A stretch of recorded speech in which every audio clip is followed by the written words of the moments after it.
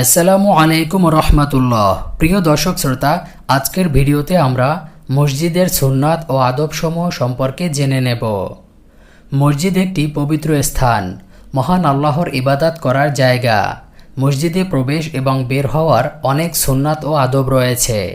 মসজিদের ভেতরে অবস্থান করলেও বিশেষ বিশেষ আদবের প্রতি লক্ষ্য রাখতে হয়। আজকের ভিডিওতে আমরা মসজিদের সুন্নাত ও আদবসমূহ আলোচনা করব। মসজিদে প্রবেশের সুন্নাতসমূহ: ১ নম্বর বিসমিল্লাহ পড়া, ২ নম্বর দরুদ শরীফ পড়া, ৩ নম্বর অতঃপর এই দোয়া পড়া, আল্লাহুম্মা ফতাহলি আবওয়াবা রহমাতিক। ৪ নম্বর মসজিদে ডান পা আগে রাখা। ৫ নম্বর ইতিকাফের নিয়ত করে প্রবেশ করা। এখন জানব মসজিদ থেকে বের হওয়ার সুন্নাতসমূহ।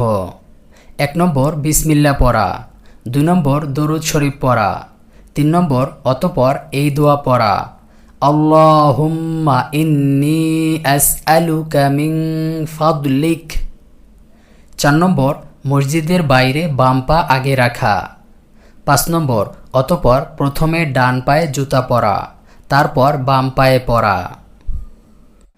মসজিদে যেসব কাজ নিষিদ্ধ: মসজিদ মুসলমানদের কাছে ইবাদতের স্থান হিসেবে পরিচিত। এরপরও মসজিদে এমন কিছু কাজ হতে দেখা যায় যা মসজিদের পবিত্রতাকে নষ্ট করে, ইবাদতে বাধা হয়ে দাঁড়ায়। তাই মসজিদের পবিত্রতার জন্য নিষিদ্ধ বিষয়গুলোর প্রতি লক্ষ্য রাখতে হবে। পবিত্রতা নষ্ট হয় এমন কাজ থেকে মসজিদকে রক্ষা করতে হবে। মসজিদে নিষিদ্ধ বিষয়সমূহের মধ্যে অন্যতম হল: ১ নম্বর মসজিদে দ্বীনের কথা বা কাজ ব্যতীত অন্য কথা বা কাজ করা নিষেধ। ২ নম্বর মসজিদে দুর্গন্ধময় কোনো জিনিস নিয়ে প্রবেশ করা নিষেধ। ৩ নম্বর মসজিদে ক্রয় বিক্রয় করা যাবে না। ৪ নম্বর মসজিদে উচ্চস্বরে কথা বলা যাবে না। ৫ নম্বর মসজিদে অপরাধী শাস্তি ও শাসন করা যাবে না। ৬ নম্বর মসজিদে রাজনৈতিক মিটিং করা মসজিদের আদবের খেলাফ। ৭ নম্বর মসজিদের ভেতরে প্রত্যেক ওয়াক্ত নামাজ একই স্থানে আদায় করার জন্য কেউ স্থান নির্দিষ্ট রাখতে পারবে না।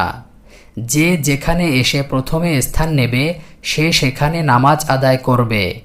একে অন্যকে উঠিয়ে বসা যাবে না। প্রিয় দর্শক, ভিডিওটি শেষ পর্যন্ত দেখার জন্য ধন্যবাদ। ভিডিওটি ভালো লাগলে একটি লাইক দিয়ে শেয়ার করে দিন।